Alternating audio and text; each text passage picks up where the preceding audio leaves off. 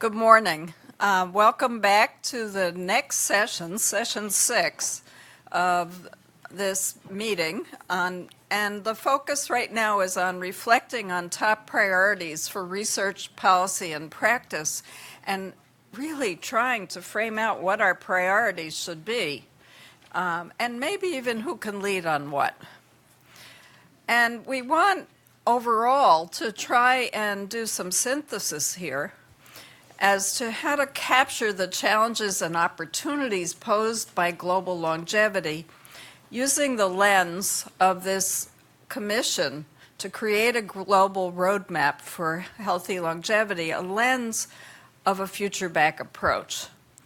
I'm Linda Fried, and I have the honor of serving as the co-chair of this commission, and I thought what I could try and do to tee up this session is to reflect on and try and synthesize some of the framing points that we have been offering through and cultivating throughout this workshop. This commission of the National Academy of Medicine has adopted a vision of creating a future-back lens because the issue of healthy longevity rises to a particular set of conditions. And I'd like to review what those are. Hopefully that will be a good platform for the conversation we're going to have. The first point, of course, which we started with now 2 days ago, is that we've never lived a life of longer lives before. This is an unknown that we get to create. Further, the science tells us that population aging is likely a disruptor of many other realities that were established when life expectancy was in our 40s and even 30s. We are still living in the societies designed for that life expectancy. Third, we're in a situation where our fears and our history of caregiving for a dependent older population have been well developed to frame the downsides of getting older, and where we do need to seize the opportunities to improve those services in what could be a present forward strategy. How do we make what we know now and do now better? But that's not going to be sufficient for reality we never had before. There are two things that can't be predicted from our past experience or our present. First, our ability to grasp them, I think, is now advanced by what we've learned from science and evidence. The first is that we now have good clues that the health span can be extended to approximately match our longer life expectancy. It is possible. We didn't know that 30 years ago. Also, we now know that because there's a subset of people, particularly in high-income countries, who are experiencing this longer health span. That tells us this is possible, and that this subset are those people who have had access across their life span, to a full range of health-promoting and disease-preventing conditions, access to medical care, higher education, and resources to enact a range of options in older age. Under those conditions, we are seeing the possibility of health span. And these natural experiments are suggesting what might be possible for everybody. Now, this workshop has been focused appropriately on a social justice lens, with a goal of equity for everyone. How do we learn from what those who have had more opportunity can say is possible? But a social justice lens also looks at the evidence and says that actually the resolution of disparities and health disparities, perhaps by important approaches across the life course and within between nations might enable this opportunity for everyone. It is clear from many of the discussions we've had in this workshop that when older people have adequate social protections, have adequate health, they are in a position to enact their life stage needs to be generative, to bring their assets and resources and capabilities that they likely didn't have when they were 25, to support a better world for all ages, a better society, a better community. And we have had many conversations in this workshop that suggest that the full experience of healthy longevity includes, for sure, the enabling of physical, cognitive, and mental health, but it also needs to somehow enabling the deep existential need that human beings have to remain at every age a valued part of their community and society, to be making contributions of meaning and purpose and impact, and to have reasons to get up in the morning. We've talked about the first, second, and third aspects of loneliness, the need for intimate relations, the need for a network of family and friends, and the third one is implied by that need for meaning and purpose, which is that human beings at every age have a need to resolve a disconnection from the public good, from the public collective solutions that they need to be part of. It turns out that this is all important to health and longevity.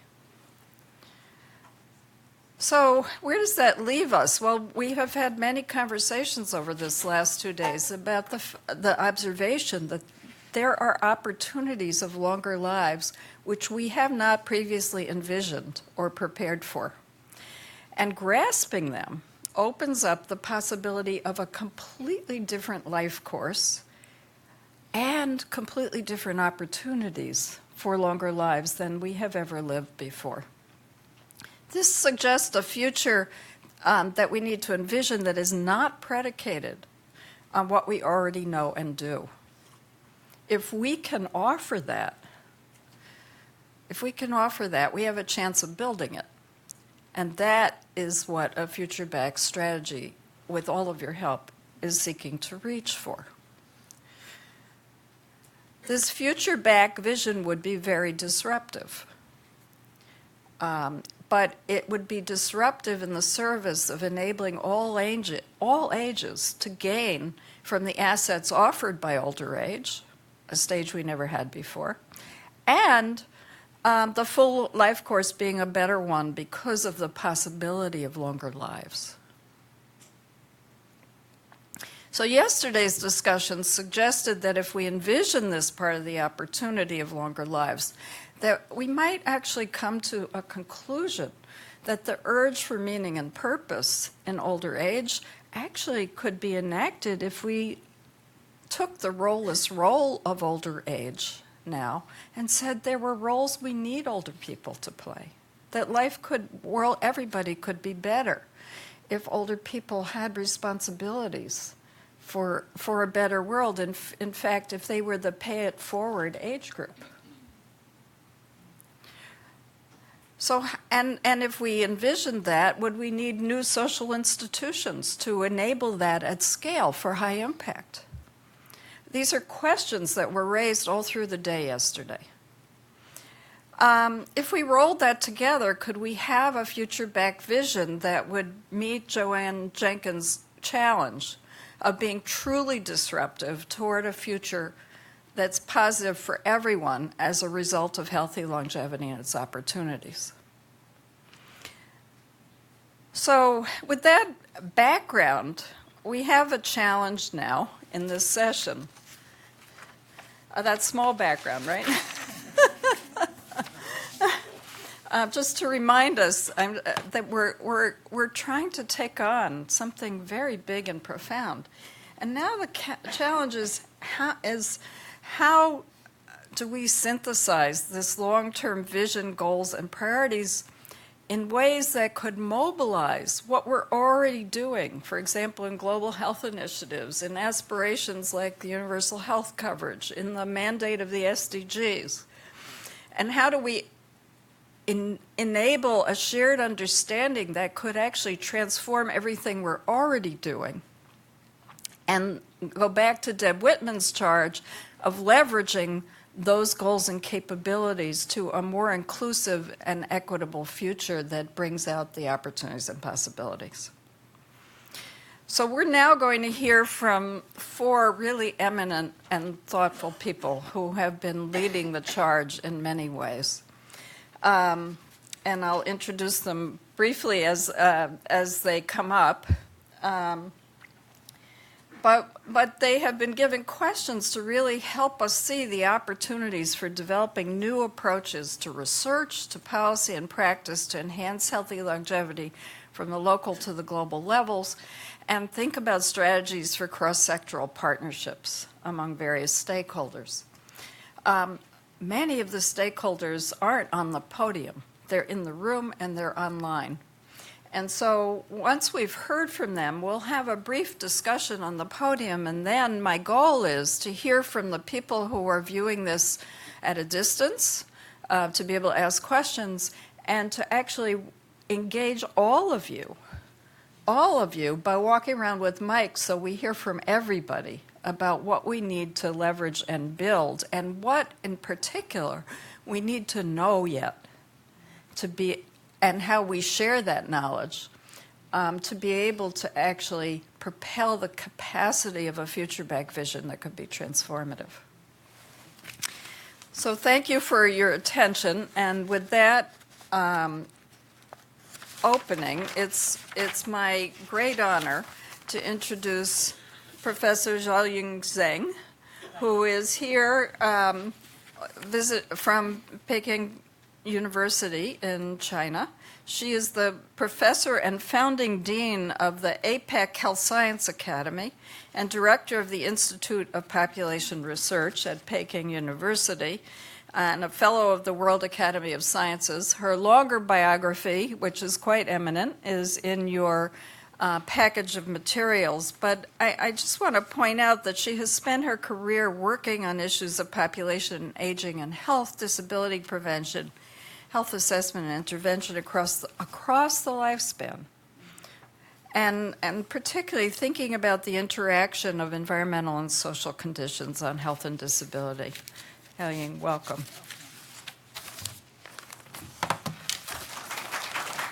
Thank you, Linda. Thanks for your introduction.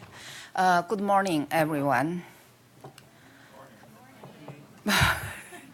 Thanks, organizer, invite all of us to share and exchange the experience about the aging longevity.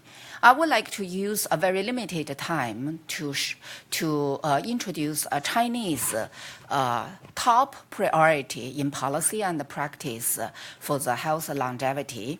There are 3 points because the time is limited. So I think we have a lot of the paper published in the international journals. So you search my name, there are more than 100 English paper. So I just give several points about exploiting the Chinese model for developing new approach to problem-oriented research policy and the practice, and also has formulating the medium and long-term the health longevity plan. That is the introduction about the how to identify Chinese version goals and stated priorities. Finally, and introduce some strengthening of the cooperation mechanism about the policy. The priority setting should be designed for Chinese government currently. They would like to use a problem about the aging population problem oriented for their priority setting. So the first several slides will introduce what is a Chinese aging problem. The first slides showed, because I don't have the lights, the left gave the top left that gave the life expectancy for older people. Even the Chinese older people's life expectancy increased every year, recent 20 years. But the health life expectancy is not like we expected, especially women. As from the 1987 to now, our institute responsible for national population health and disability research and monitoring now. So currently, from till the last year, we every year monitoring the country's the population about the 30 million every year. The follow-up all of the people's about the health situation and the disability. From this chart, you can know the 13 years ago, we only have 1/3 older people in all of disability. But the 10 years before, it's become the more than half. So that means totally, absolutely number is 40 million aging people are disability in China currently. It's a big amount. This is. So from the different chart, I just want to see the peoples with a disability in elderly population, that is generally, but serious disability in older people in China is a big problem. This is what I wanted to address it. But all of the situation in China serious. In rural areas, remote areas, poor areas is more serious. The several charts here to show that is a big gap between the urban and the rural, especially difference in the life expectancy and the health expenditure and so on. So that's Chinese situation, very different to all of your countries. Rural areas and the city is a different policy for all of the health issue. So another thing is the scale of the demand in the long-term care increasing because the aging speed is very fast. But all of the social work policy and the country's preparation is not enough. So from the beginning of take care of them everyday life till to end of the life, everything need care. For family, for the government, now increase a lot.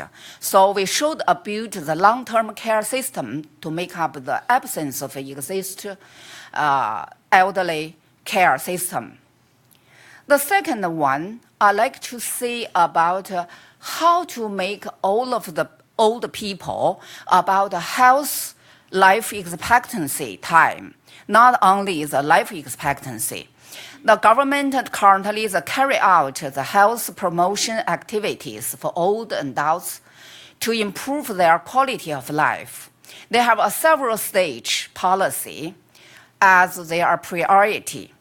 From the right square, you can know, to 2022, the government pushed all of the quality hospitals to have the old people rehabilitation bed doctors more than 70% in every hospital till the 2020. But now maybe is a big gap for this. 2030 need about the 90% of the facility and the human resources about the old people rehabilitation, especially for traditional medicine hospital. I should be quick. That's a sixth part is government set the important points. That's policy and the combination of the medical and elderly care and patient insurance policy and the old care policy, health promotion policy, disabled prevention, and subside policy on old stage service quality. That's 6 points. I don't have details because of the time limited, very limited. So government would like to I must quick. My English is poor, but the time is limited, so I don't know what it should be focused on. So another thing, I must say that the government I think from TV you can know, the central government released a national party report. That is important for China's every work. They have the promoting universal health coverage and improving the equalization for health resource. 4 points. That is the first time the central government pushed this, like this stressing. That is a population health resource equalization and expenditure service information for all of the people. That's very important, especially in the 5 aspects.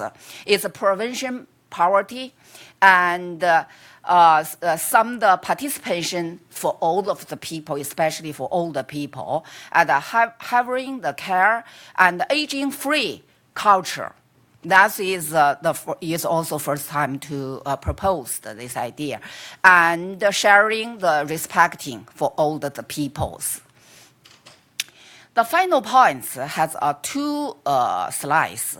The one is implementing all-round elderly health promotion action from the perspective of life cycle and interdisciplinary integration.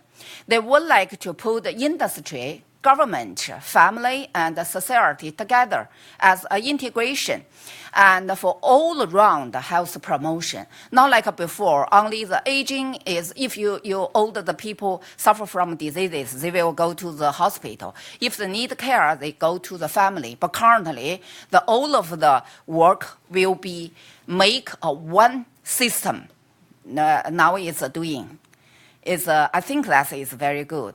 So establishing the trinity of the research practice policy and building health aging care program. I think that is the 3 part is also about the policy, research, and the practice in a lot of the details in the different sectors. The purpose is to make successful agings. That is also the integrated planning for Chinese government. So currently we have a series of books and the papers. Since 2015, APEC set up the Health Science Academy in Peking University. We have a specific union we call the aging. So every year we have, except a lot of the academic book, we have a research annual book. Annual book just say all of our Asian Pacific countries, aging, mental disorder, some disabilities, English and Chinese released to the international society. So later I would like all of the you can join the HESI. Called this APEC Health Science Academy is HESI. Join this HESI for the meeting, annual report, annual conference, something like that. Still has a little bit time. So finally, I would like to introduce a little bit things. Should be related last session. Currently, our institute responsible for the country's data collection for population health and the disability. That's from the beginning is only 1.5 million. Is right? Always mention the confusing about English number. But then it become the 2.6 million. Till now, it's become the 30 million. Every year, we have longitudinal data monitoring their health situation, working situation, and disability. And follow up all of the peoples about the deaths and the death course. So I would like to report this news. Would like to find some of you to cooperate with us and continue to do this a big database, continue to try to lobby the government policy or give the roadmap evidence for the old people's health longevity. Thank you very much.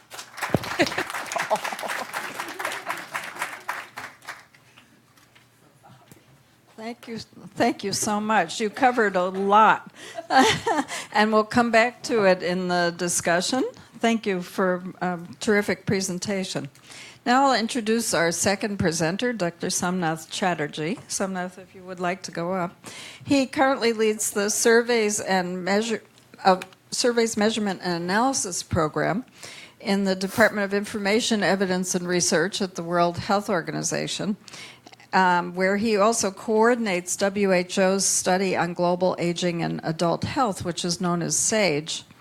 And he's the principal investigator of the Collaborative Research on Aging in Europe program, otherwise known as COURAGE. He has been involved in the network on the harmonization of longitudinal studies on aging, a topic we'll come back to, and has been one of the key people involved in WHO's World Report on Aging and Health, which was released in 2015. Somnath, welcome. Thank you. Thanks, Linda. Thank you very much for inviting WHO to this meeting.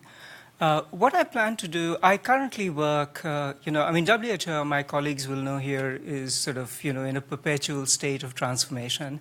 So since I sent that, actually, I currently work in what's called the Division of Data Analytics and Delivery for Impact at headquarters. Now, given that, I have to share some numbers with you.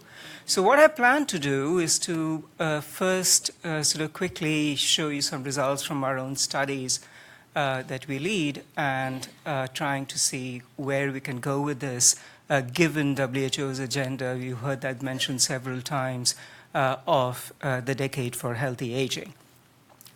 So as Linda mentioned, the World Report on Aging actually conceptualized healthy aging as a process of developing and maintaining functional ability that enables well-being in older adults. Now, you heard this mentioned several times, but not only one must be clear about conceptually what this means from WHO's point of view, but also how do you operationalize this for the purposes of measurement and tracking over time.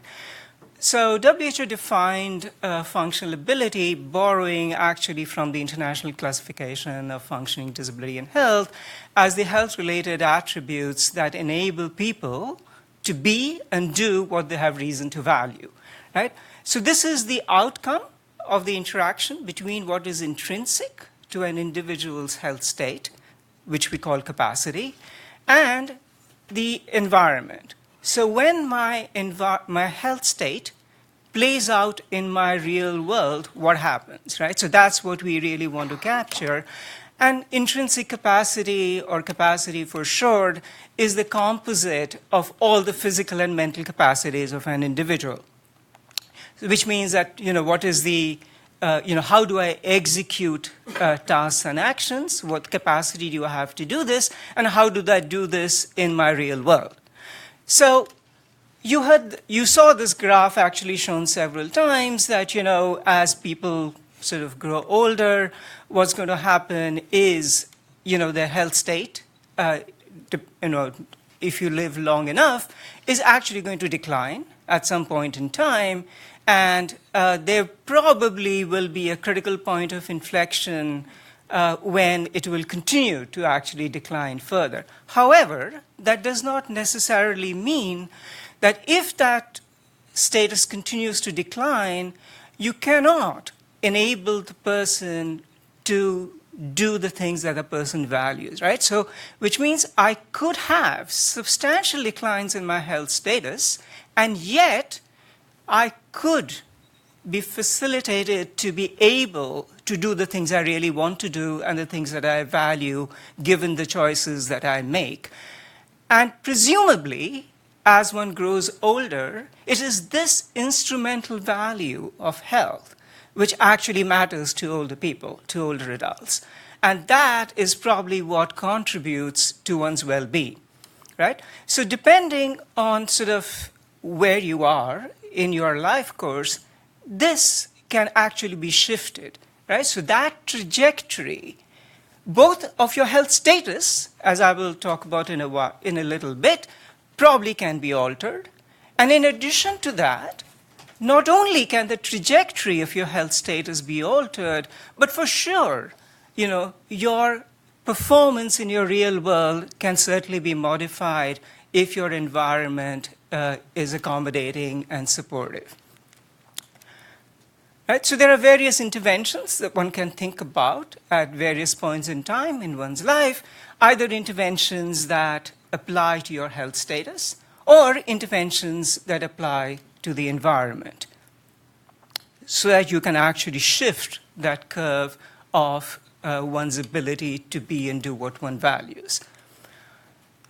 So this raises to my mind the question, when we talk about healthy longevity or healthy aging, what is the outcome of interest here, right? And what are we going to use to measure and track progress over time? Are we going to focus on the capacity, which means essentially the health status of an individual? Is it really the functional ability, which we just talked about, or is one going to focus on the well-being of older adults?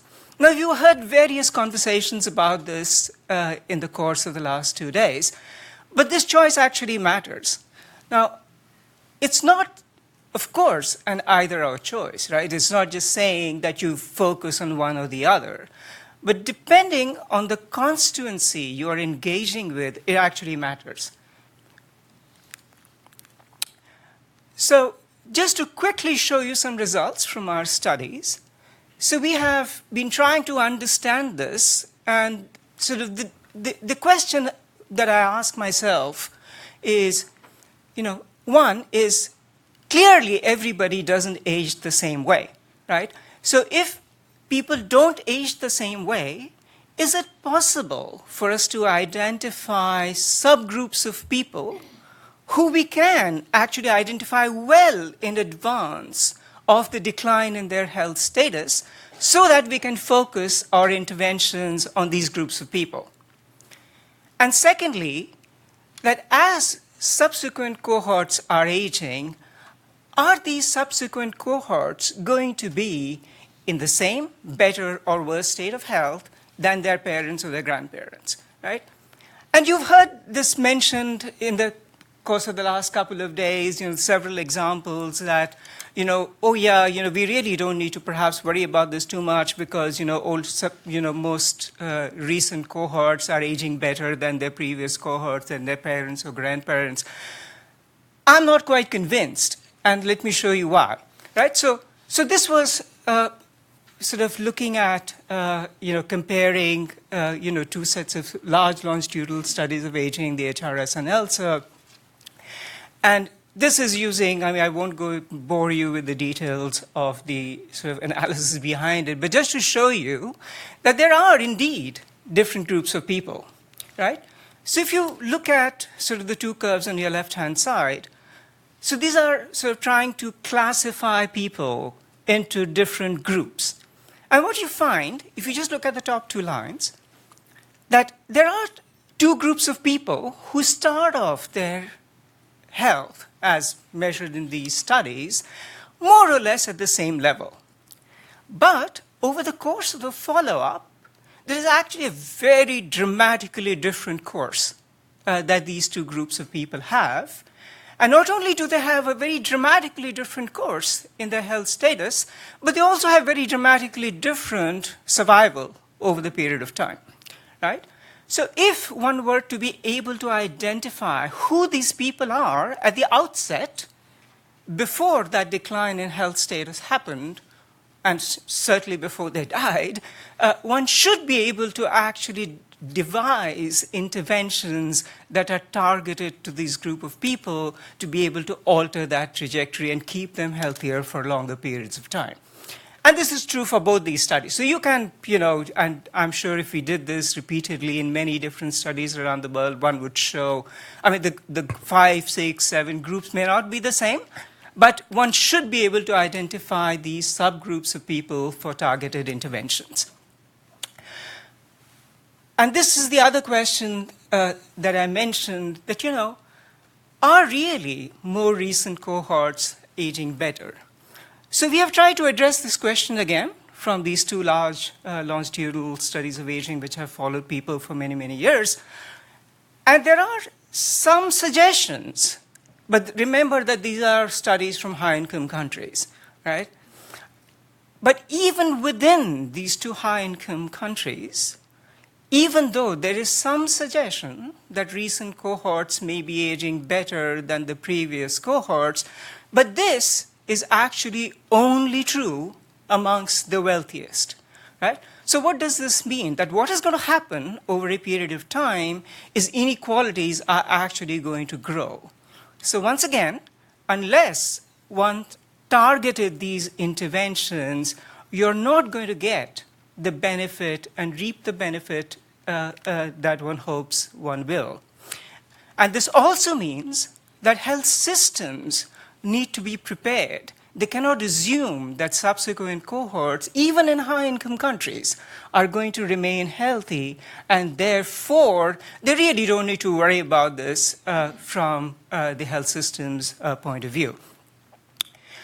So the other thing I wanted to just mention, you heard that again being talked about several times in the course of the last 2 days, that, I don't need to tell you this, but, that comorbidity or multiple health conditions are perhaps the rule rather than the exception as people grow older. But the point I want to make here, however, is that when a mental health condition like depression coexists with a physical health condition, the impact of these 2 conditions together is actually enormous. So when you have, for example, you have depression combined with stroke, it's probably one of the worst combinations that one can have. Now, why does this matter? It matters because when an older adult goes to the health system, comes in contact with the health system with a physical health condition, the mental health condition is not recognized most of the time. And that means that if you don't address that problem, especially for chronic conditions which require people to change lifestyles, to adhere to interventions, you're not going to be able to make the difference. Why is it that even in high-income countries, 30% of people who have hypertension are controlled? It's 10% in low-resource settings. It's something that the health system, this is the colossal failure of the health system, right? If 10% of people who have hypertension are controlled, there is something seriously wrong with the way we are sort of managing things. You heard this again mentioned several times, that loneliness is a big concern as people grow older. This is, these are studies from, low middle income countries, from ZHENG. And you see that there is variation across these countries. There is a difference between men and women depending on where you live. And it is certainly a growing problem. So once again, one needs to, when one thinks of these strategies, so it's not just about addressing health conditions of people, but one needs to see how do you sort of get or continue to keep older adults engaged, strengthen their social networks. So, you don't have to bother about the details on this slide, but I just wanted to show you that controlling for everything else, there is this persistent gradient in health, right? So compared to the richest versus the poorest people, there's a huge difference in the health status of individuals. Of course, there are several other things that matter. Obviously, if you have a chronic condition, if you have multiple chronic conditions, they have an impact on your health. If your social network is not great, your health is worse, and so on. Now, I just wanted to quickly show you about life satisfaction, or typically the data from high-income countries. If you looked at the same curve of looking at life satisfaction over the life course, it usually in high-income settings shows a U-shaped pattern, right? So you start out being very happy with your life, then you have a whole lot of responsibilities and your life satisfaction goes down, and when the kids leave home, you're happy again, right? That's the typical sort of pattern. But you don't see that in low-resource settings, right? In low-resource settings, or low middle-income countries, I should say, these patterns actually are very different, right? Now, how much of this is related to sort of declines in health status, the lack of availability of adequate health and social services is, up for question. We also looked at in our study sort of the happiness or affect, or sort of the subjective well-being, not just measured through evaluative well-being as life satisfaction, but also looking at the amount of time you spend being happy or sad. Now, once again, there's a big social gradient in this, clearly determined by health, but a whole lot of other factors as well. To quickly talk about what does all this mean in the context of the larger sort of health development agenda. Now, older adults, obviously are in need of health interventions. But in terms of universal health coverage, what we really want to show is that are they receiving the health interventions with sufficient quality to produce the desired health gain? So is the health system able to deliver that fraction of the health gain and without financial hardship? Now, there is a big measurement challenge here as we sort of negotiate this maze of universal health coverage, because one needs to understand, first of all, what is it that we want to deliver in terms of integrated, people-centered health services of sufficient quality to produce that desired health gain? What should be our outcome of interest? How do we balance country-specific needs versus the needs of global monitoring? So, as you heard mentioned, the Sustainable Development Goals, Goal 3, really talks about ensuring healthy lives and promote well-being for all at all ages. Now, that's the critical piece, right, for this audience that we are talking about. So it uses the language of health, it talks about well-being, and it talks about all ages. So really, if we have to deliver on the promise of the SDG 3, this is not going to happen without taking older adults and their views into account. So WHO's global strategy, this is being sort of led by my colleague Alana Officer at the WHO, has come up with this plan for the next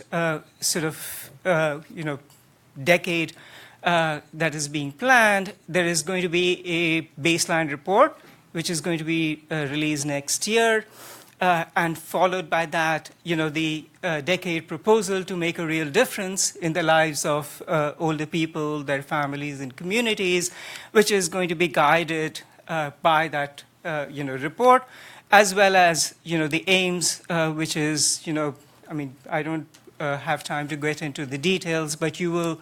But the reason I mention this is I think we have a great opportunity for us to sort of combine forces and to be able to actually, get our voices heard.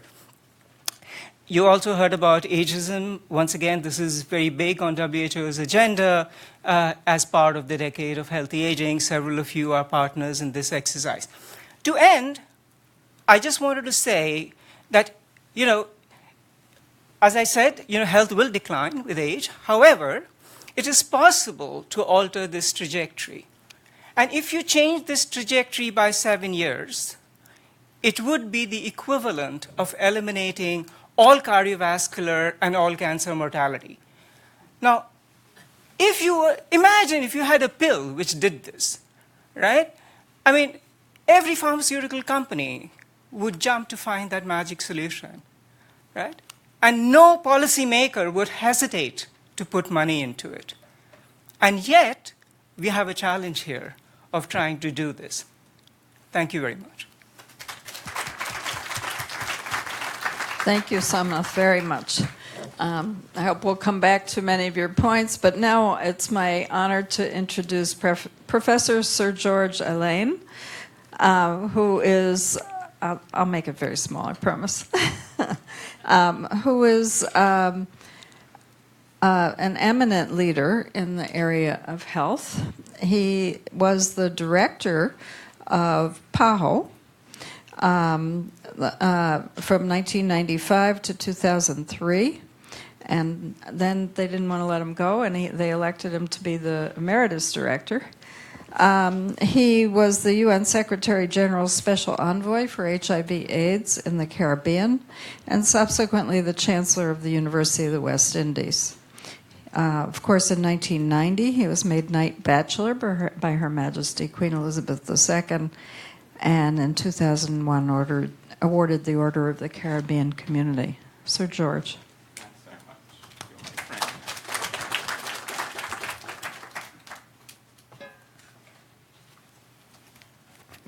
I don't have any slides because I hope I can engage you without visual apparatus.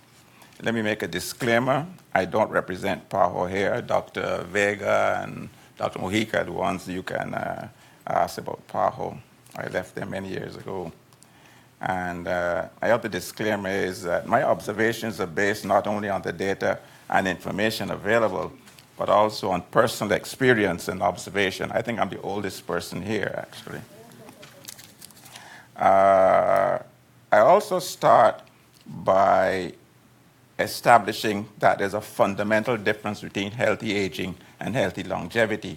And I'm going to see what healthy longevity and not healthy aging. And also, I took very keenly the chairman's comments about the things that can be predicted, the clues that the period of healthy life can be expanded, and that there's a subset of people with longer healthy life. They have had access to better resources, increasing the resources to prevent disease. And I also took her charge very keenly, the other 2 points about the future back vision, because I take this to mean that she, like I, is convinced that there's no such thing as historical determinism, because if there were, our work would be useless. So we believe that we can make a difference because there's not historical determinism. And last thing I want to talk about is the issue of equity, which she points out is one of her important considerations for this. Dr. Chatterjee has laid the groundwork very well for what I'm going to say. And like I'm very struck by our faith or our ignorance in believing that the long livers of today will be the same as the long livers of tomorrow. Every generation of long livers represents a special cohort. I think we have to make note of that. And the life circumstances of those cohorts will never be exactly reproduced, as they were born and grew in different outcomes. And I am very conscious of these phenomena, the differences in these cohorts, when I generalize about healthy longevity and what I'm talking about, the priorities for the policies and practices needed to produce in future cohorts, as opposed to those needed to keep this cohort healthy today. The policies needed for the future cohorts, because we don't believe in determinism, as well as the policies needed to keep this cohort healthy. Perhaps I'm a reductionist, and perhaps I showed disciplinary bias, but I'm going to deal more with the capacity in terms of Dr. Chatterjee's taxonomy. And I regard the absence of physical and mental illness as a major determinant of health.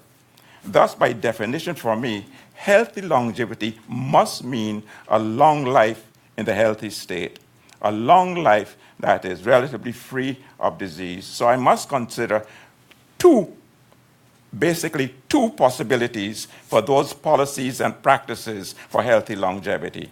Only two I am going to entertain. One must be to work to establish as short a period of compressed morbidity as possible and defer that compressed morbidity for as long as possible. I happen to be the school that believes that this is a real phenomenon, this phenomenon of compressed morbidity.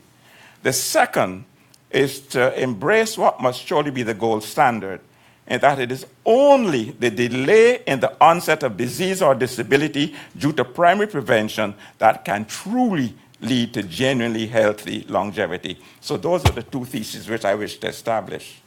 And my ideal scenario under either possibility is what I describe as a desirable rectangularization of life, the rectangularization of life, with a very slow decline of functioning of that capacity Dr. Chatterjee mentioned through the years, leading up to a rapid deterioration at the end.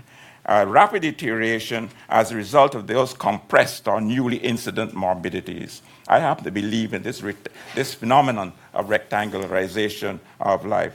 And the most frequent problems that are responsible for this terminal morbidity in all countries, developed as well as undeveloped, in all countries, the most frequent problems which put an end to healthy life are associated with the chronic diseases.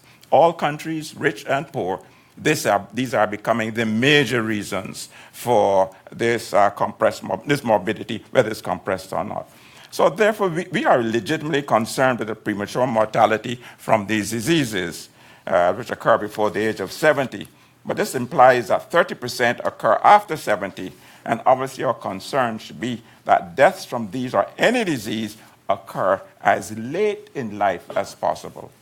Thus, the efforts to enhance or produce healthy longevity must embrace the policies and the practices needed to prevent and control these chronic diseases.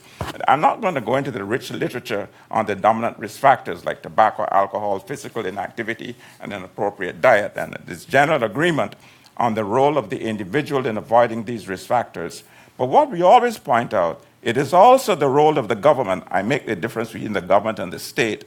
There's also a responsibility of the government to provide the enabling environment, which you've heard during the course of these days. Reduction in smoking, obviously, is the most powerful force for reducing chronic disease morbidity and mortality. And smoking tends to begin in adolescence, so quite properly, there's been a lot of attention given to the policies that prevent the young from beginning to smoke. I also make reference to obesity, this epidemic of obesity. It is growing with vertiginous pace throughout the world. There are now over 40 million children in the world who are obese, which gives some indication of what is going to happen to them later on in life. You heard all of this on the day before yesterday. I've stressed the role of government in implementing the policies necessary, but no societal effort in this direction is complete without the participation of the other sectors of the state. And I say that these other sectors of the state represent the business or private sector and civil society as the two other sectors of the state, which also have responsibility. And these policies relate to the reduction of the risk factors associated with the disease. But in addition, healthy, productive longevity requires that there be affordable health and social services that address the needs of the persons as they age, which is the second of the points that our chairman made. And there's no shortage of information on the types of health systems, kind of human resources necessary. But I contend that the essence of this transformation requires that there be access to services that provide care that is centered on all the older persons, and they, as every one of you has said, that appreciate the problem of multi and comorbidity. And obviously there's a difference between the two, between multi and comorbidity that are characteristics of the elderly. In addition to considering healthy longevity as living longer and living a longer disease-free life, which is almost impossible given the normal biological processes that produce one or other disturbance, it's useful to think as functional and productive longevity as well, as Dr. Chatterjee referred to. The inevitable physical impairments need not necessarily cause disability, and as he points out, the disability arises when there's a gap between what the individual needs and wishes to do and what the environment provides for them to be done. A major problem for long livers is not only the compressed terminal morbidity, but impairment in physical and mental functioning before the terminal event. It is pretty obvious that not all disease-free longevity should be functional, but clearly not all functional longevity is disease-free. The need to embed the notion of healthy longevity in public policy may require us to rethink our notion of the life course. I was very taken by his comment, I think one of your colleagues' comment about John Kingdom. I'm a great fan of John Kingdom's. But in addition, I also advocate the work of Jeremy Schiffman, pointing out how do you get these issues to a higher level, at the higher political level. We could spend time discussing that. But one of the things that Jeffrey Schiffman points out very clearly, the absolute need for political entrepreneurs, the absolute need, which can be equivalent to champions, but absolute need for political entrepreneurs as complementary to John Kingdom's three streams. The World Health Organization points out that the traditional framing of the life course as having set stages, early childhood, adolescence, and then you go on to adulthood, that these may in fact be obsolete. And they point out the traditional things that retirement occurs after you finish your working age.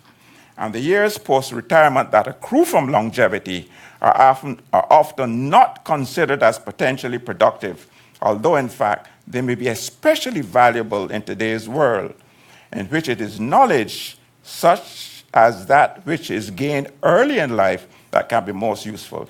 It's no longer necessary to have the physical capacity of the young in order to be functional and productive. And it's impressive to me, the growth of the gig economy and what I call the Uberization of society may be one result of healthy longevity. Many of the Uber taxis I take are older people driving the Uber taxis. This may be one result of the healthy longevity in which knowledge and skills available after the traditional retirement age can be put to productive use. We were instructed to consider the value of equity with regard to healthy longevity.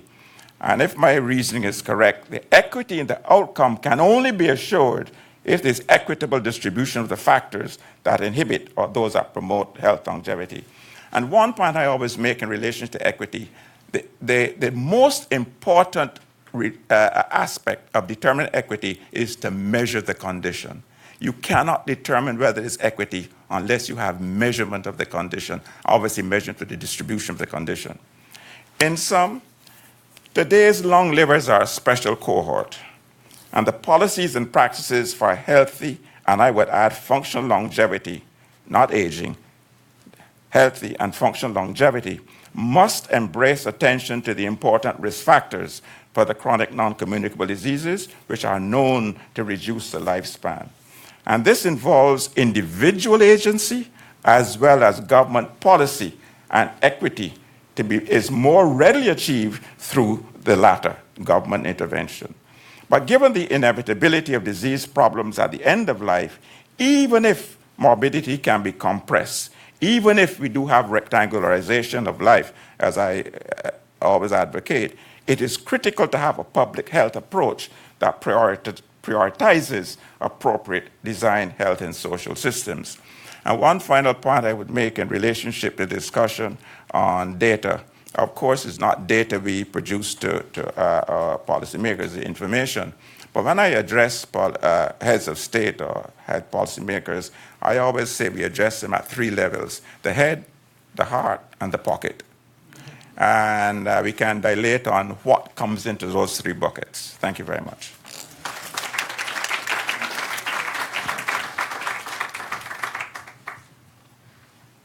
So last but not least, the final speaker of this entire workshop, Dr. MOSHABELA, who is the Dean in the School of Nursing and Public Health at the University of KwaZulu-Natal in South Africa.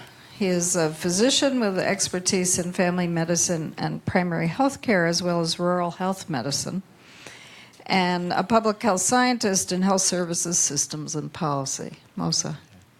Thank you so much, Linda. Hi, everyone. So many of you may already be aware that I'm not necessarily internal to the community of researchers in aging and longevity. I come more from the health system policy and services crew. I'm fortunate to be on the commission for healthy longevity. I'm also on a Lancet Commission for global health promotion, global health security, and and universal health coverage, and the synergies between those things. So I'm very much interested in access to care and quality, but I would like to kind of share with you what I'm making of the discussions this far, and kind of come back to the issue of the vision. And you have to see me more as a clean slate. I don't necessarily have the benefit or burden of the history, tremendous history that people who have been working on these issues for a long time have. So yeah, you can use me as a test case. So I would like to thank the organizers for inviting me and the academies, and basically try and see if I can explore what Linda has asked us to do. I don't know if you recognize this person on the picture, Lewis Hamilton. It's a Formula One racer. And some of you may be aware that the model of healthcare improvement that is used by the Institute of Health Improvement, IHI, at Boston, came from Toyota. It came from the motor industry. It's the Plan, Do, Study, Act model. It's a phenomenal model that we use in terms of quality improvement versus quality assurance. Now, I find that interesting because whenever we look at other industries outside of health, we realize that there is a lot of lessons that we could learn from. But oftentimes, because we don't work across industries and sectors, we're not aware of those lessons. But whenever we have to do these notions of future back kind of thinking, we kind of have to look elsewhere.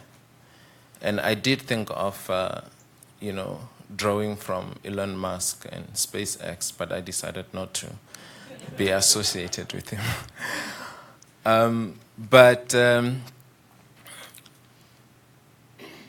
So I don't have a TV, I don't watch Formula One racing, but lately I've heard about Lewis Hamilton, who just recently won his 6th championship, and is 1 championship behind Michael Schumacher. So what is it that's interesting that people were discussing about him is the fact that for the last 2 races in Austin, Texas, and in Mexico, he was able to conserve his tires so that he can stay longer on the track than his competitors. And some of the young people that have just got into F1, they were saying that there's no way they can do the extra 10 laps that he can do on all tires. As Sir George has said, I think that this notion of being able to compress mobility, to conserve health, for me, kind of, when I was thinking about it, I was thinking of what Lewis Hamilton is able to do with the tires, to conserve his tires, conserve fuel at the same time. And apparently, he is also on track, able to use the changing wind direction to be able to gain advantage. There are so many things that are spinning at the same time as he's racing. And for me, it's a challenge. It's not only a challenge of what the industry that he's in is able to do in terms of pushing technology, in terms of pushing time. They work with milliseconds in terms of how fast they go.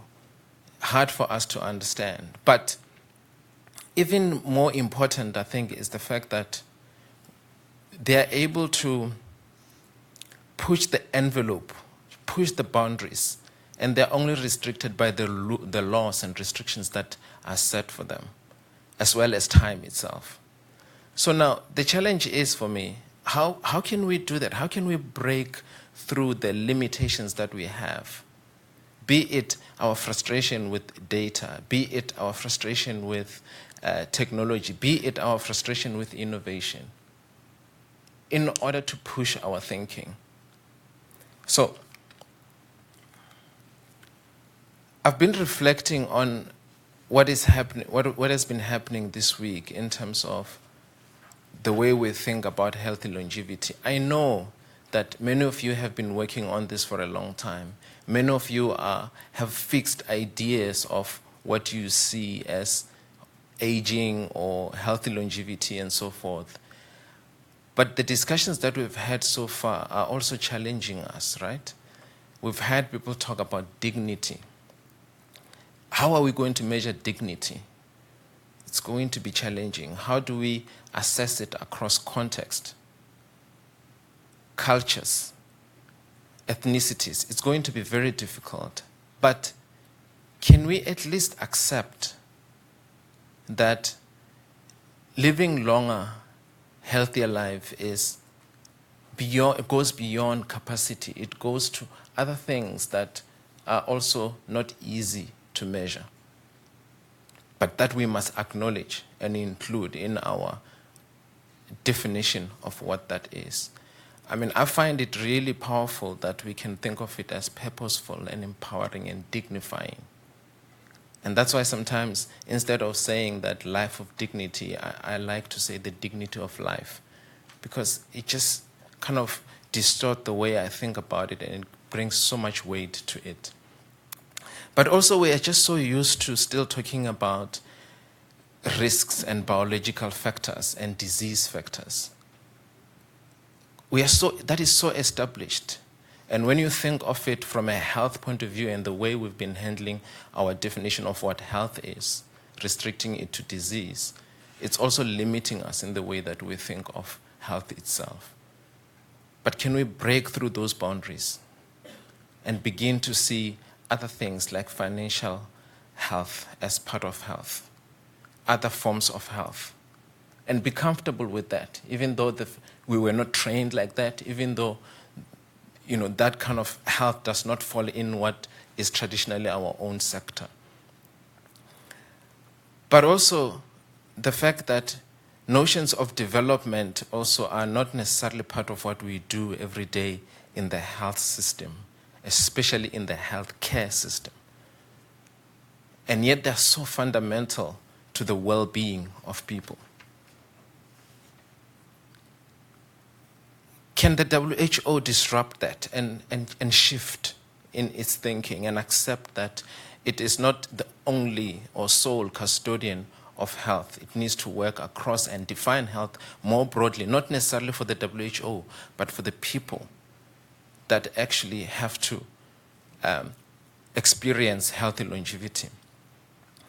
Therefore, our interventions then also have to go across sectors, across those boundaries that we're used to. And we have organized the way we think according to the disciplines that we fall in. That's how we deepen our lessons, whether you're in psychology, whether you are in sociology, whether you are in public health or development and so forth.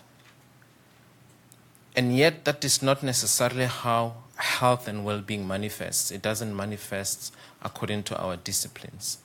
So can we disrupt the disciplines and also be okay with that? Even though it's inconvenient. It is going to be inconvenient. It also means that just because you've got a deeper knowledge of one discipline doesn't necessarily mean that you'll have all the answers for a person or the people in front of you. And we therefore also have to be comfortable working with people who know more than us across sectors. In terms of determinants, one of the determinants that I hesitated to put there, but I would like to register it, it's spiritual determinants. it's so uncomfortable and again inconvenient whenever we have to think about spiritual well-being as part of well-being. But that is the reality that people have. So we have to actually adopt that as well. And a lot of the people that have been talking throughout the week have been talking about what I see as a socio-ecological model. You can expand it, you can push the boundaries of it, but generally, this notion of putting the person in the center and having interpersonal relationships, the community, the institutions or organizations around that person, the environment and the structural factors, including policies around that person. So, what have I learned this week? I think a few principles. Initially, I called them lessons, but then as I was looking at them again and again, they kind of start to mean a lot more to me in terms of understanding what this week has given me. So I'll go through these 5 things of what I think would be important in terms of how we design interventions and programs.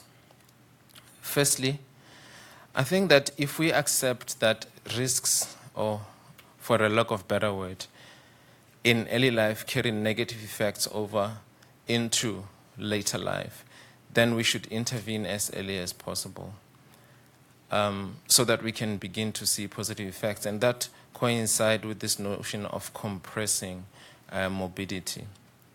And particularly what I really am fond of is the idea of health promotion and prevention, really preventing morbidity in the first place. But to start to benefit from long-term and medium-range effects for all generations. But also it means that our interventions have to be complex. They have to be messy. And we don't like messy. We like things to be simple and clean. But going forward, that's not really going to work. And we have to be comfortable in measurement to make sure that we can measure the respective pathways of the multiple components of interventions that we implement concurrently, as well as the synergistic or combined effect, and avoid antagonistic effect. But it also means that the interventions that we implement have to outlive us, because younger people today are likely to outlive us. And we don't like that. I like to do a cohort study and bring it to completion and write about it. But we have to be comfortable with the fact that data and studies can run much longer beyond our own kind of lifetime and for multiple generations. But also they need to be resilient to changes in political shifts as well as financial downturns. Again, we said that if we accept that people need to seize opportunities and improve their circumstances and maximize use of resources and services available to them, then it means that we need to identify, mitigate, and eliminate vulnerabilities. But we must do this in a way that is empowering, that ultimately people can feel autonomy. I know other people were talking about independence and so forth, but we can debate the words. But at the end of the day, there needs to be ownership. Finally, I think that for me, this is the biggest one, the notion that interventions have to be dignifying. And by intention, it's not going to be by accident. We have to be intentional about it. And in so doing, it means that we must take into account cultures, values, and beliefs, the kind of things that we often like to avoid. And it would be better for me to impose my beliefs on someone else. But people-centered approaches and person-centered approaches necessitate that we accept and acknowledge people's own beliefs and values. And that will bring them dignity. And we have to do this across contexts and societies and be comfortable with it. So let me stop there and hear what the rest of you think. Thank you so much.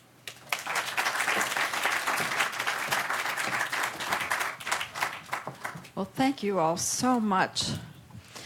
We're 35 minutes from the end of this amazing workshop. And what I'd like to do is spend 5 minutes in discussion, 5 to 8 minutes in discussion with the panel, and then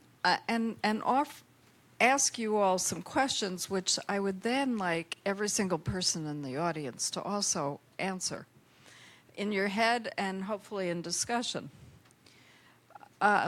Everyone in this room is a leader. Everyone in this room leads on critically important issues to healthy longevity, even if that is not your remit. And what I'd like to do is just ask you to consider, first, starting with research and knowledge creation and data and evidence, what you currently do that will change because of these conversations, and what evidence you hope somebody else is creating that you and we could learn from in order to create a future back vision of a world we never had before.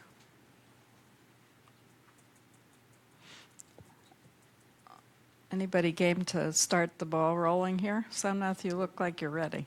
And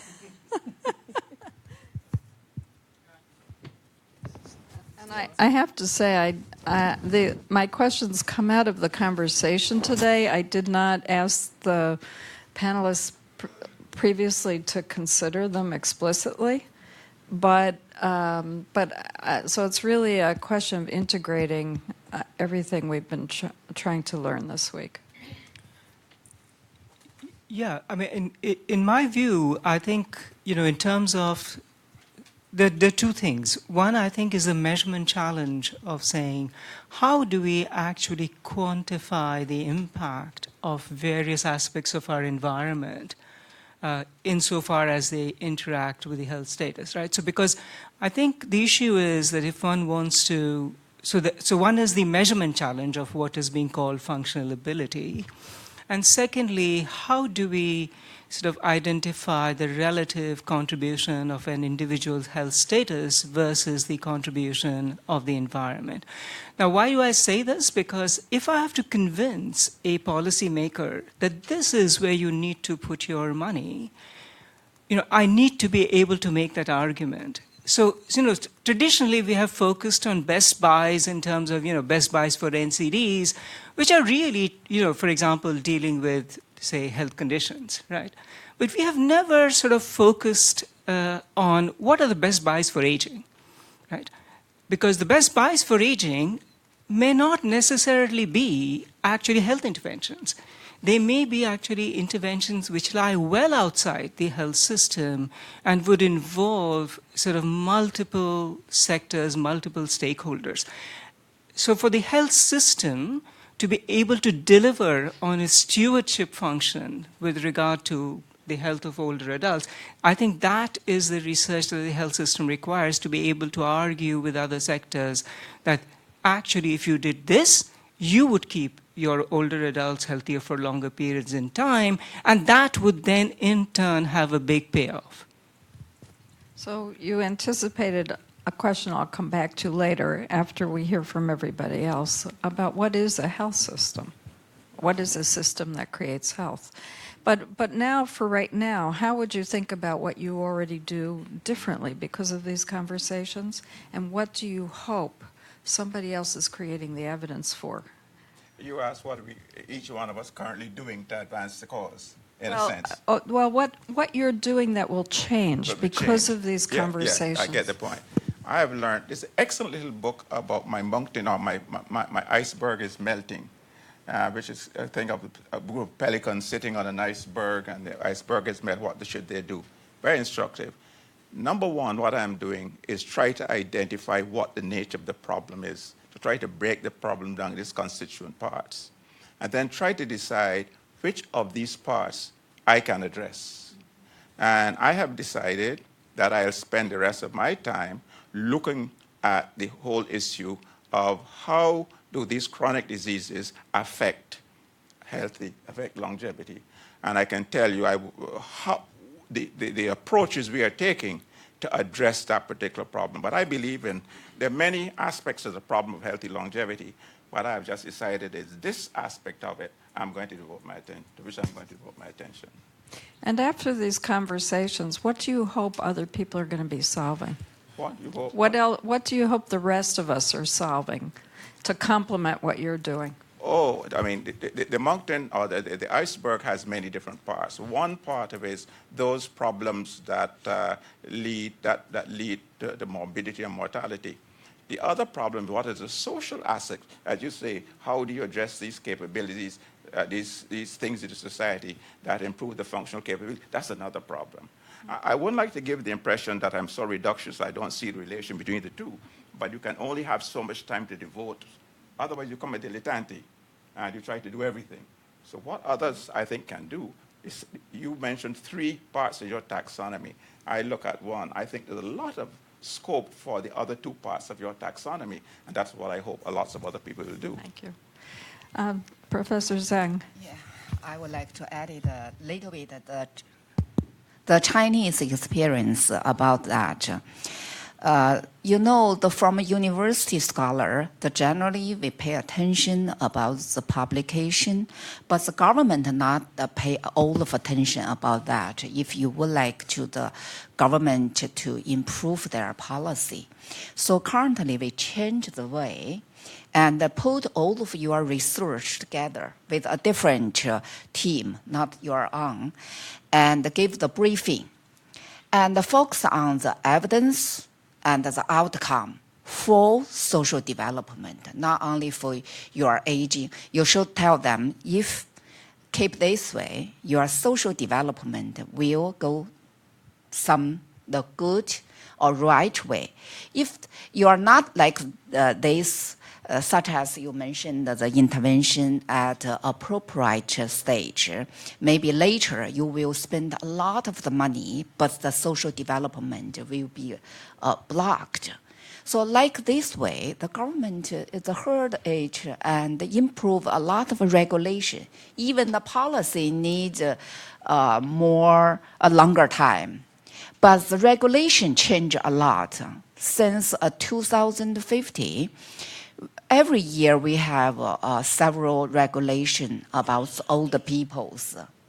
So I think we should try to, especially in China, we should try to convince the policymaker with a special way.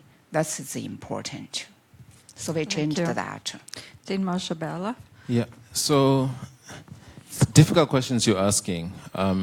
But in some ways, I feel like I don't understand how I finished medical school and worked as a health worker for such a long time without actually realizing that my work is about kind of maximizing opportunity for people and trying to make sure that I'm trying to help them live a dignified, purposeful life. That should have been the starting point of my training from the start. And that should be the central core of what I do every day. But for some reason, I just remember kind of focusing more on diseases and treating diseases and, you know, consulting and clerking and writing notes and prescribing. It's almost like you do work and you've lost the whole point. And so I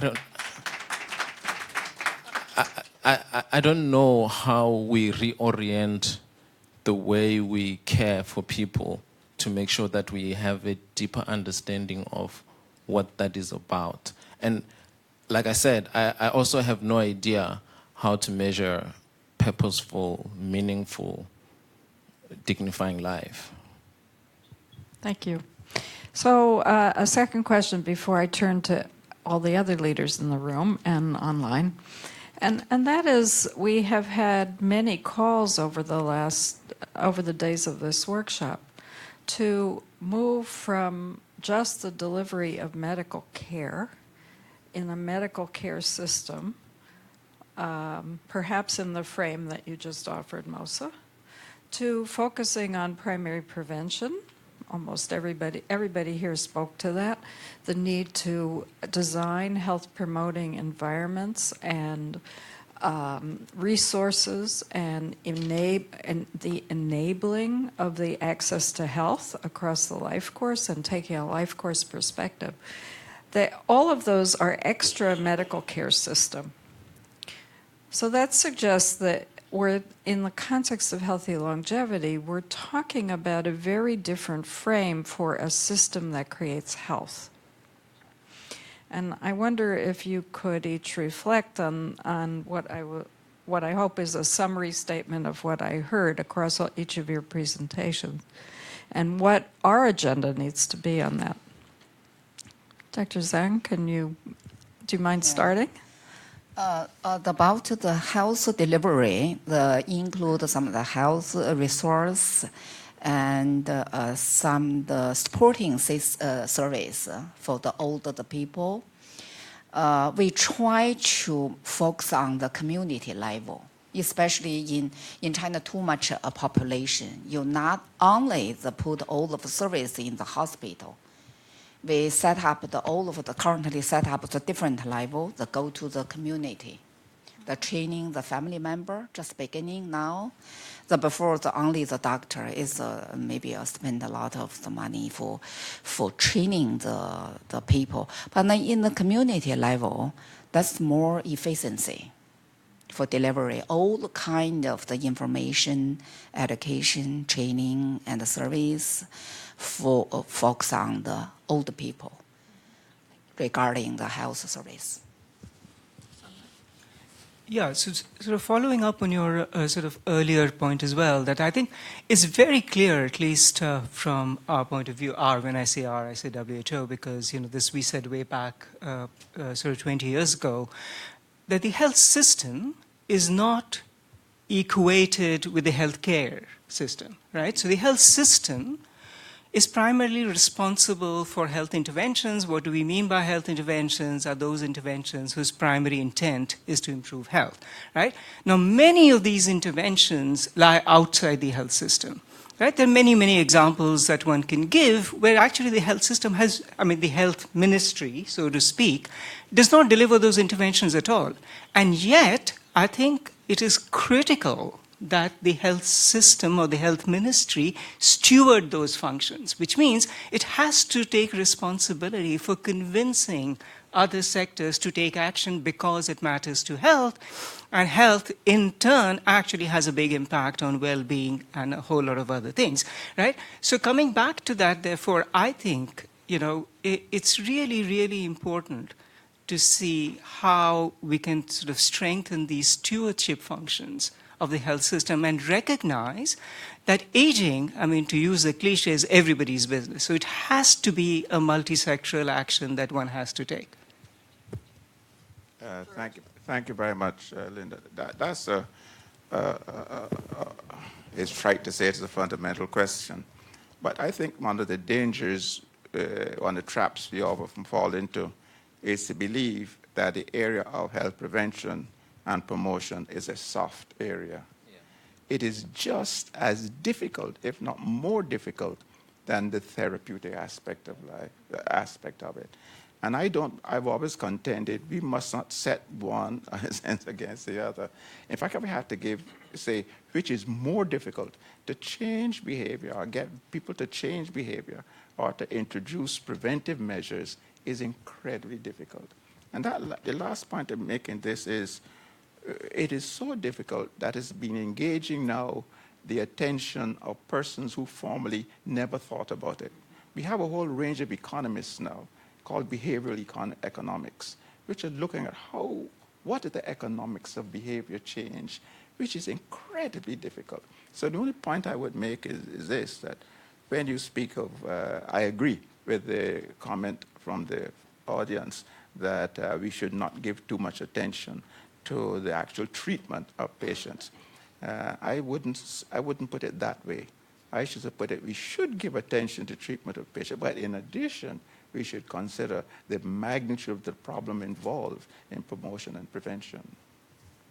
So perhaps one could say that the health coin has a side of medical care, a side of prevention, and a circumference of the conditions that create our lives. Very well put, very well put, very well put, very well put. Mosa? Yeah, I'd like to agree with that. In the province that I work, there's about 12 million people. It's nearly the size of Rwanda. But in the whole province, we've got an office of health promotion. It doesn't really have a budget. A lot of the work that gets done is just occasional events of campaigns. And when I asked the question, who is responsible for behavioral interventions, I couldn't find an answer. And in fact, the more I asked questions about behavioral interventions and health promotion, the clearer it became that the responsibilities for that lie across different government departments, including social development and so forth. And yet all of those departments don't necessarily have the same platform where they sit together or work together or bring their budgets together. So my point is that we have designed our systems to provide medical care, curative services. And now it is becoming difficult to actually move into health promotion and actually implement it well. We don't even know how to do it. That's a pretty critical statement. So, George, you want to add to that? We acknowledge the problem, but the answer is, how do we solve it? What is the answer to it? And I think those of us, I think we'll all agree, I would hope, that the answer to it lies at a higher level above the pay grade of individual ministers. It lies, I think there are only two approaches that, my experience has been, only two approaches that will really work. At the level of the top of the political system, or the level of the real bottom of the political system. Force from both ends is the only thing likely to bring about the change that you're mentioning. So this sounds like a charge to the next workshop of this commission, which will be focused on both public health and health promotion systems and medical care systems for longer lives. I hope Thank we you. include some economists. I hope we'll include economists also. Thank you. So I'd like to now throw this open to not the audience, but our co-partners in this workshop. As I said, everybody in this room is a leader in what you do. And what we'd like to do is what I'd like to do is broaden this conversation to the question of what we need from research, from policy and practice. How do we leverage each other? What do you hope someone else is doing that you need? And how we can create a greater whole toward both creating a future back vision of the opportunities of our longer lives and enacting them. There are people here with microphones walking around, and we would, in the back, just raise your hand if you want to start the comments, but we hope we'll hear from everybody. And there's a comment all the way in the front and back there. And Cece, while the mics are being taken, could you just advise us as to how people who are online can ask questions? So you can send your questions in by email, and hopefully someone will deliver them to us. Dr. Fulmer. Thank you, and congratulations for a remarkable panel that really delivered on what Linda was asking, and that is, can you imagine a slate where we can think differently? And so from the perspective of the John A. Hartford Foundation in New York City, we think about age-friendly health systems as starting at your kitchen table, and that it ends at your kitchen table, and that an opportunity, a new slate would be to create age-friendly public health systems, which in this country, maybe not in others, has primarily been women and children, which is terrific, but opening up that lens and synthesizing the work of our aging community with our public health community is a powerful vector to unleash that system once again, and I'm very optimistic because of the responses we hear already. What I would say is that what I hope for, Linda, to your point, is that we all think in an open source way in this world, and that we say to ourselves, what do I have that's of value to you, and what can you help me stop doing so that I can do something important? So thank you for that. Thank you. Just for definitional purposes, Terry, I think when you're referring to age-friendly public health systems, you're referring not to one of its definitions, which could be publicly financed and provided medical care. You're talking about public health systems that deliver health promotion and disease prevention at a population, community, and individual level. That's Is that exactly right. correct? That's what we're doing, and that's what we're going to keep pushing on. Thank you. Yeah. There's a question in the back.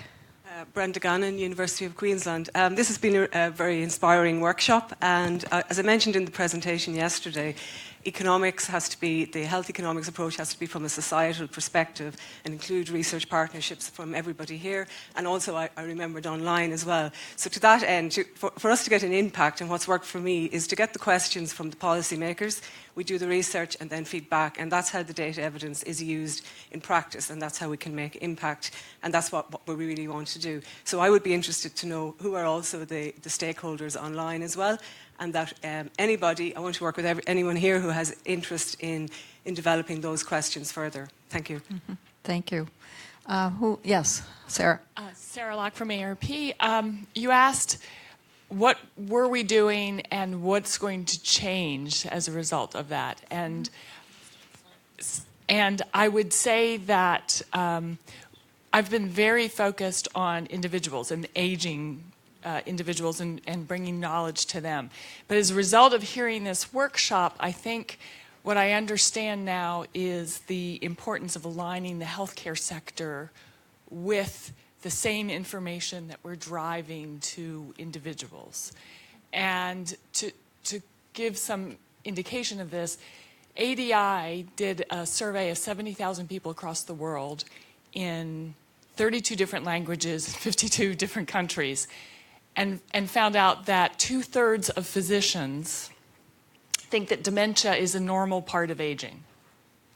And that disconnect of the healthcare system from understanding what we have been talking about, which is we can change the trajectory, has kind of blown my mind with, yes, I want to focus on that. So what I hope that others are doing is that speed of changing medical interventions. How do we shrink it to 17 years? When you spoke in terms of creating greater tire treads in the car, if we can reduce dementia, if we can delay the onset of dementia by just 5 years, we can cut its incidence in half. So would it be, to unite what you said with what Dr. Fulmer said, would it be fair to say that the compression of morbidity that we need in terms of delaying the onset of dementia, a role needs to be accomplished by a public health system operating at the population level, as well as the individual and medical care? Absolutely, and the public health system can help align those two things. Thank you. Yes, in the back. Please introduce yourself. I have a question from a virtual participant. I think it expands on your question to the group a little bit. It's a question from Bing Ji in New York. He works with older adults at a community-based organization, and he indicated there are a great many programs and initiatives happening at the community level that provide innovative solutions to the challenges that have been posed. He wants the panel to shed some light on how community experience can work together with research and policy and how that can be a part of the roadmap creation. So I'd love to hear from the panel and also have others in the audience respond. So raise your hand if you want to add a response, and they'll bring the mic over to you while we hear from the panel. Anybody in the panel who wants to take that? How community, if I get it correctly, how communities can help in... Could you reread the question, please? How can communities help? What is the ask? How can we work together? How communities can work together better with the research and policy communities? again, my experience has been that many researchers focus exclusively on what they are doing in their own little niche. And it calls also for opening up the dialogue to the community. And let me be clear about that. Many of the answers that we wish will come not only from an individual research in an enclosed environment, will come from interaction with the community. And there are lots of experiences now around the world of going out to communities and having community feedback as to what things work and what things don't work. And there's another aspect of it too, which is often not appreciated, that in terms of instituting and initiating and perpetuating change, the community is often as important an element, an agent, as individual researcher himself or herself.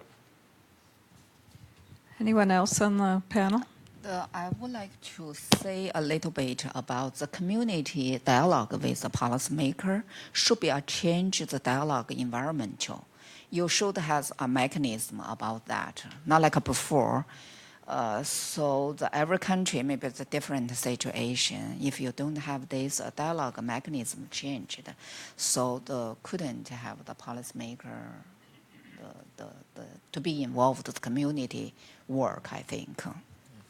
I think that we just need to break down the walls. I think that the point that is being made to say that we need to work across and learn from each other, it's incredible. Just hearing the presentation from, is it Kuren Tran from Vietnam? I mean, it was incredible. And there's so much that I learned from that presentation. I think that we just need to be able to open those channels and design and work together. Other people have the mics. Please stand up and introduce yourself. Thank you. Anna Dixon from the Centre for Ageing Better. A really inspiring and fantastic panel to end on. I wanted to sort of pick up that last point really about community activity. I think there is a huge amount going on in the Voluntary and Community Centre, but it's often very small scale. And often when we come to say, what is the evidence base, it's still a tendency to give primacy to the academic research literature. In our evidence strategy, we try and put alongside the evidence from formal research, the evidence from people's lived experience, what it is like to age, and experience, both the positive and the more challenging sides of that, along with practice evidence. And I think it's that practice evidence where we can really harness communities and encourage researchers, but also to build capacity for evaluation in that sector. I think it's very weak. It's not usually funded by the foundations. So I think there are some structural reasons why we don't learn as well as we can from community. And what do I take away? Well, I'm busy doing knowledge translation within a country, trying to mobilize evidence and share that learning and practice within. And I suppose it just feels like there's such an opportunity for that knowledge translation and sharing to be global. Often we're looking at the same research, the formal research evidence base, and sometimes it's easy at the national policy evaluation to try and learn how is your strategy in Singapore, for example, gone? What it's really difficult to tap into are the sort of fantastic examples that we've heard about from the likes of Thailand, that community initiative and the evidence and knowledge translation opportunities at that level. So I'd really like to think with others how we do that. So maybe before you sit down, I'm going to ask what was going to be my final question, which is, do we need a new structure of a knowledge sharing network? Well, are you asking me to try and kick that off? Because yes, we obviously are looking for that knowledge. There are some networks through the age-friendly communities, through the global network, but I think the resources behind that are very limited. We don't bring the people together. I was talking to the Milken Institute about, do we want to start and bring the global leaders of some of the leading age-friendly cities and communities around the world together? How can we actually also create an innovation platform? I came here, saw amazing innovations. I know there are people in the UK who've got the same ideas, doing the startups. How are we connecting them? There isn't an innovation ecosystem. I know there are some people trying to set that up. Aging 2.0 is trying to sort of provide global. So I think there are little bits of it, but it is not, in my view, it needs something much more than there is at the moment. Thank you. And could you pass your mic to John Wong, who had a follow-up comment? Thank you. John Wong from Singapore. Actually, Linda in the panel, I didn't know whether you wanted, I was going to do you want to do both comments as well as ideal future? Sure. So actually the first comment to the question from the, from our virtual audience, what can the community do? I would say that we would love the community to actively participate in research. We need to address issues of data access with all the issues of confidentiality. We need to have the community co-create the solutions with us because without ownership, solutions are not going to be sustainable, as Moses said. And then we need the community to build in learning feedback loops because whatever we develop now, it may be our best our best expert opinion now, but it will certainly evolve and the situation is so dynamic that we need to have those feedback loops. I think in the previous session, there was a question about what we can, what meetings like this can do and how do we make ourselves relevant to policymakers. I think our greatest contribution, perhaps, is to make sure that we remain credible and objective, and we offer the best science and data, and we should be free to use Chatham House rules and really debate the issues and really see how we can offer a consensus to policymakers. I think policymakers are just as human as every one of us, and we all have only so many hours in the day, and we only can read so much. And it is bodies like the National Academy of Medicine, it's bodies like the AARP, and it's bodies representing all the institutions from the people in this room that have a certain, I think people look to us for answers. So I think there's a tremendous responsibility actually on us to try and put forward what we think is the best evidence and data on how to tackle a very complex situation. Because if we don't, then who will? And I fear that there's certainly a lot of pseudoscience out there, and I fear that if we don't put forward a compelling evidence-based body of knowledge, nature abhors a vacuum, and someone else will. In terms of creating the ideal future, I've listed about 6 or 7 hopes. So the first is that we do really great science that constantly advances the field to ultimately shift the curve. Because if we don't shift the curve, then we have to ask ourselves why. Secondly, that we do work collectively on a whole of society basis, and we have to seek alignment with all stakeholders, including the governments. And ideally, I would like to involve policymakers and government leaders in discussions like this. It'd be great to have them here and actually have them, because it's one thing us meeting, talking, and we may be totally missing some issues that governments are struggling with right now. So I think having them at the table and having them co-create the solution, I think, is critical. I think we need to restructure our views on human capital development. I still don't understand why we have to spend the first anywhere from 18 to 24 years of our life in formal education. And then the rest of our lives is basically up to us to see what we can learn along the way. My understanding is that was that the educational system was structured at a time when we were an agricultural community. So you go to school when you're not really able to work the fields, and once you're able to work the fields, that's when you leave school. But so can we relook at how we deliver education?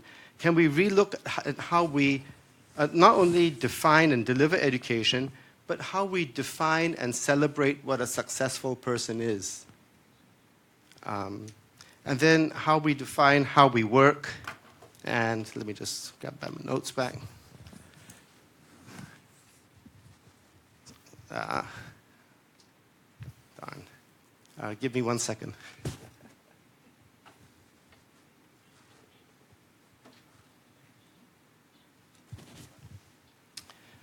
How we define and how we work and for how long we work.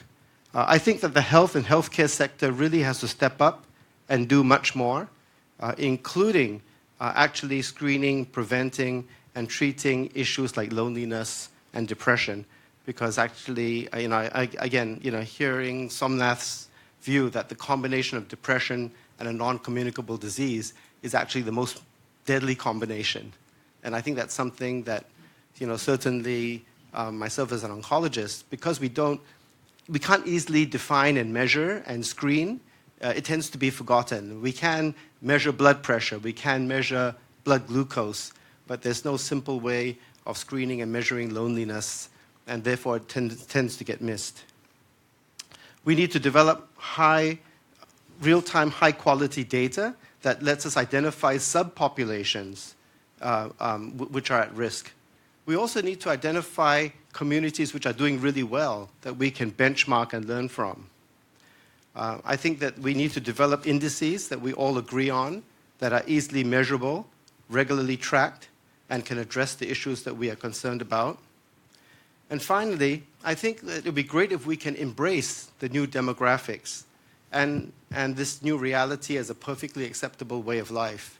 I shared with some people before that in Singapore, I've challenged our community to make the change in demographics the equivalent to Singapore's water story.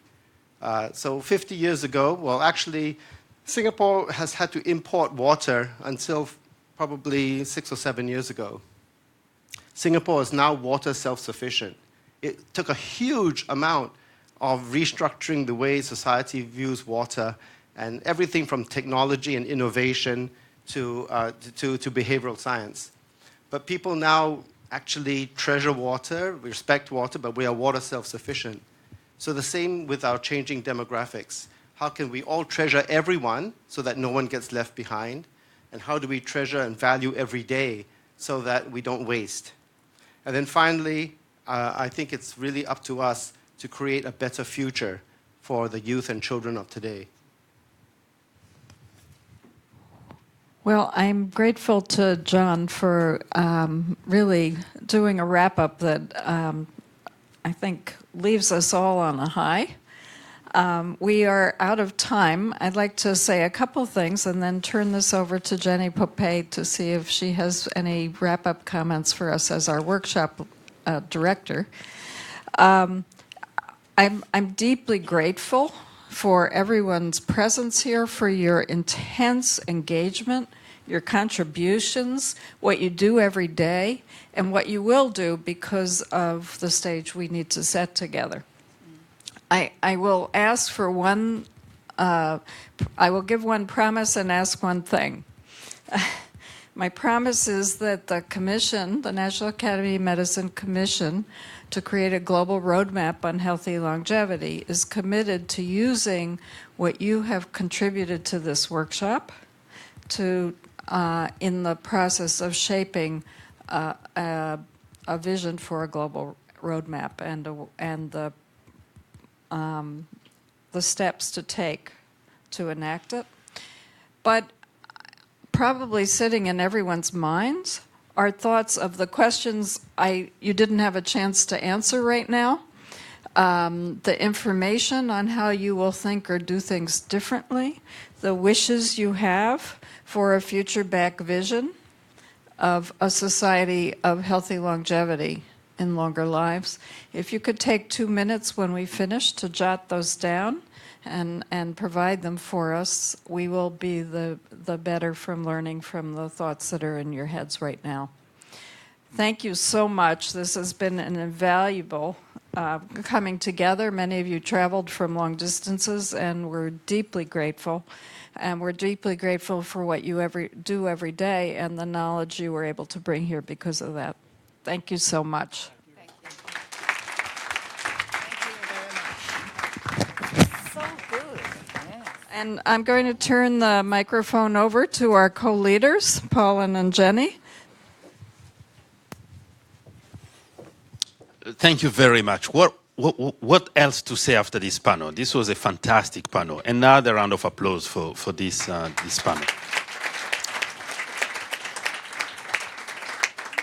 So I'll be very, very brief. It's just to say thank you very much for the National Academy of Medicine. This has been an incredible learning opportunity for me. One thing that I didn't say at the beginning is that, as Musa said, I'm not at all an expert in everything we talked today, but also I was taken aback by how much I learned in terms of every day. What we do is literally to help everyone, live a dignified life. I think that's really the message I'm going back home with. And given that in, developing countries, we're really spending a lot of time making sure that, kids survive and thrive, and our measurements are just wrong because we really, spend a lot of time measuring under 5 mortality. And then after 5 years, we jump and look at the mothers, what is maternal mortality, etc., starting. And then there are just like this lifelong process. We are missing a lot. We are looking at things project by project, vertical programs. I think now I'm going to be a different, professional, really thinking more holistically, thinking that everything we do today is really to extend life, to make sure that the people we're helping really, will have a better life. They live longer, healthier and happier. So thank you very much for this opportunity, and we are looking forward for additional interactions and the report, and to see how we can all contribute to make this world a better place. So thank you so much, Jenny. I've learned a lot from you. You've done most of the work. So it's a big deal. We're a good team, actually, without a doubt. My son has this saying when he does something, he says, "Follow that," and we can't follow that. So we decided to just say thank you, as Paulin has said, but thank you to the planning group who, some are in the room, not all are in the room. They were responsible, actually, for amazing 2.5 days, and I think we've all learned something. So thanks to them. Thanks to the team, the CC, Ayano, Chuka, Stephen, Peek, I've forgotten somebody, but without them this wouldn't have happened, and thanks to all of you. So as Linda said, the Commission will assimilate and use all this wisdom. So let's wrap it up. So thank you.